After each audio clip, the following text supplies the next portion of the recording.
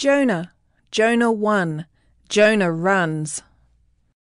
Now the word of the Lord came to Jonah the son of Amittai, saying, Arise, go to Nineveh, that great city, and call out against it, for their evil has come up before me. But Jonah rose to flee to Tarshish from the presence of the Lord. He went down to Joppa and found a ship going to Tarshish. So he paid the fare and went on board to go with them to Tarshish, away from the presence of the Lord. But the Lord hurled a great wind upon the sea, and there was a mighty tempest on the sea, so that the ship threatened to break up. Then the mariners were afraid, and each cried out to his God. And they hurled the cargo that was in the ship into the sea to lighten it for them. But Jonah had gone down into the inner part of the ship, and had lain down and was fast asleep. So the captain came and said to him, What do you mean, you sleeper? Arise, call out to your God. Perhaps the God will give a thought to us, that we may not perish. And they said to one another, Come, let us cast lots, that we may know on whose account this evil has come upon us. So they cast lots, and the lot fell on Jonah. Then they said to him, Tell us on whose account this evil has come upon us. What is your occupation? And where do you come from? What is your country? And of what people are you?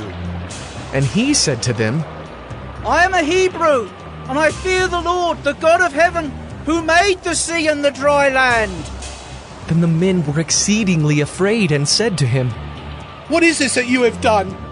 For they knew that he was fleeing from the presence of the Lord, because he had told them. Then they said to him, What shall we do to you, that the sea may quiet down for us? For the sea grew more and more tempestuous. He said to them, Pick me up and hurl me into the sea. Then the sea will quiet down for you. For I know it is because of me that this great tempest has come upon you. Nevertheless, the men rowed hard to get back to dry land, but they could not, for the sea grew more and more tempestuous against them. Therefore they called out to the Lord, O Lord, let us not perish for this man's life, and lay not on us innocent blood. For you, O Lord, have done as it pleased you. So they picked up Jonah and hurled him into the sea, and the sea ceased from its raging.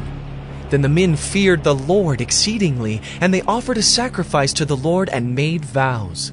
And the Lord appointed a great fish to swallow up Jonah, and Jonah was in the belly of the fish 3 days and 3 nights.